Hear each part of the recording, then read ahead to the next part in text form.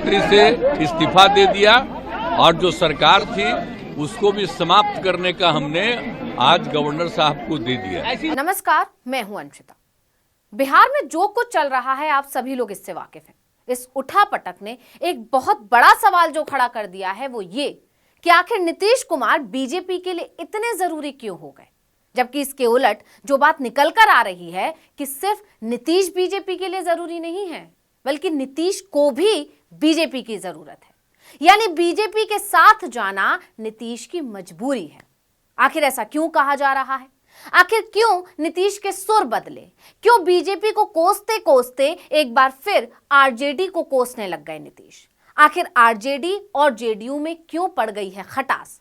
इन तमाम सवालों के जवाब जानने के लिए इस वीडियो को आखिर तक जरूर देखें।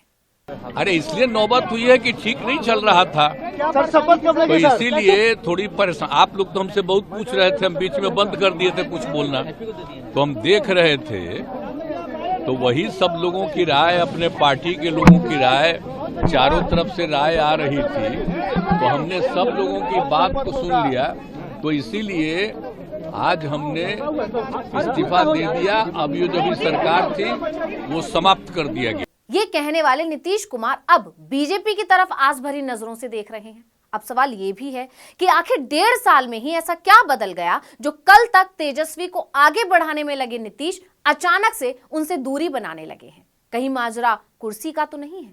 अब आप लोग सोच रहे होंगे कि कुर्सी पर तो पहले से ही नीतीश है, तो आखिर माजरा कुर्सी का कैसे हो सकता?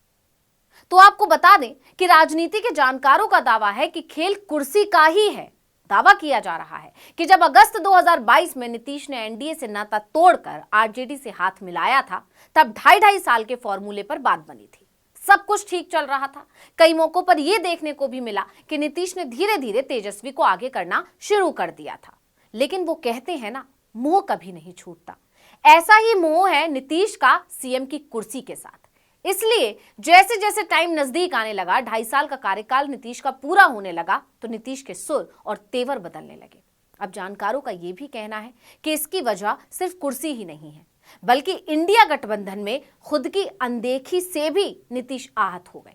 कांग्रेस लालू को ज्यादा तवज्जो दे रही थी, जबकि विपक्ष को एकजुट करने का काम किसने किया? नीतीश कुमार ने ही किया। यहीं से महागठबंधन से नीतीश का मोह भंग होने लगा और नीतीश ने एक बार फिर यू टर्न लेने का मन बना लिया।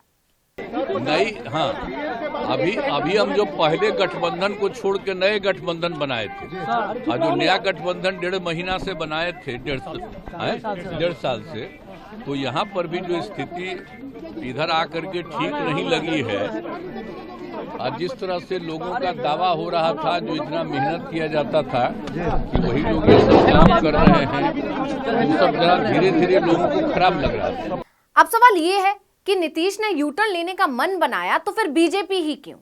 तो इसके लिए सबसे बड़ी बात जो निकल कर आ रही है वो ये है, नीतीश ने जिस तरह से बार बार यू टर्न लिया है, इससे बिहार की जनता का उनसे भरोसा उठ चुका है। यही नहीं, खुद जेडीयू के नेता, कुछ नेता उनसे नाराज हैं। इसलिए नीतीश का सियासी आधार कमजोर हो चुका है। ऐसे में उन्हें अपने राजनीतिक आधार को बनाए रखने के लिए किसी न किसी की जरूरत तो है, और ये बात सभी जानते हैं कि आरजेडी बिहार की सबसे बड़ी पार्टी है। इसलिए ये दोनों साथ रहते तो ये तय था कि आगामी विधानसभा चुनाव, जो बिहार के विधानसभा चुनाव होंगे, उसमें सीएम पद के उम्मीदवार नीतीश को तो नहीं बनाया जाता। यानी आरजेडी को नीतीश की जरूरत नहीं है, लेकिन बीजेपी को नीतीश की जरूरत है। अब सवाल ये है कि आखिर ऐसा क्यों? तो इसे ऐसे समझिए कि 4 महीने बाद लोकसभा चुनाव होने वाले हैं और बीजेपी और मोदी इसको लेकर कोई रिस्क नहीं लेना चाहते। और बिहार की बात करें तो बिहार में बीजेपी का सियासी आधार कमजोर है। बीजेपी लोकसभा चुनाव के दौरान पिछड़े वर्ग के लिए किए गए अपने कामों पर जोर देगी और इसके लिए उसे एक पिछड़े वर्ग से आने वाले चेहरे की जरूरत है। बीजेपी ने कर्पूरी ठाकुर को भारत रत्न देकर और अन्य मुद्दों को लेकर अति पिछड़ों के बीच अपना वोट बैंक मजबूत किया है। बीजेपी इसी को आगे बढ़ाएगी। पार्टी नेताओं का मानना है कि उन्होंने लवकुश समीकरणों को भी साधा है। उपेंद्र कुशवाहा और नीतीश कुमार के साथ आने से इसको मजबूती मिलेगी और 2025 के विधानसभा चुनाव में बीजेपी गठबंधन को जबरदस्त फायदा मिलेगा। अब आप जानते ही हैं कि बिहार की राजनीति में कुर्मी और कोयरी जाति के गठबंधन को लवकुश समीकरण के रूप में जाना जाता है। ये दोनों जातियां राज्य की आबादी का लगभग 8% हिस्सा हैं। ऐसी कई सीटें हैं जहां पर नीतीश कुमार की पार्टी जदयू का वर्चस्व है और बीजेपी आसानी से उनके साथ मिलकर जीत सकती है। बिहार की राजनीति के जानकार ये भी मानते हैं कि नीतीश कुमार का बिहार में 20% वोट कहीं नहीं गया है। नीतीश कुर्मी जाति से आते हैं और उनका असर बिहार से सटे उत्तर प्रदेश के भी कुछ इलाकों में है। इसका फायदा बीजेपी को लोकसभा चुनावों में मिल सकता है। इसलिए पूरी बीजेपी का ध्यान अभी लोकसभा चुनाव पर है और वो 2019 वाला प्रदर्शन बिहार में फिर से दोहराना चाहती है, जिसके लिए उसे नीतीश की जरूरत है। 2019 के लोकसभा चुनाव की बात करें तो एनडीए गठबंधन को 40 में से 39 सीटें बिहार में मिली थी। 17 सीटों पर चुनाव लड़ी जेडीयू ने 16 पर जीत हासिल की थी, तो वहीं भाजपा ने सभी 17 सीटों पर जीत हासिल की थी। वहीं 6 सीटें लोक जनशक्ति पार्टी ने जीती थी। लेकिन 2022 के अगस्त महीने में नीतीश कुमार एनडीए से बाहर हो गए और आरजेडी के साथ उन्होंने सरकार बनाई। इसके बाद अमित शाह ने खुले मंच से जो कहा था उसका वीडियो अब सोशल मीडिया पर तैर रहा है।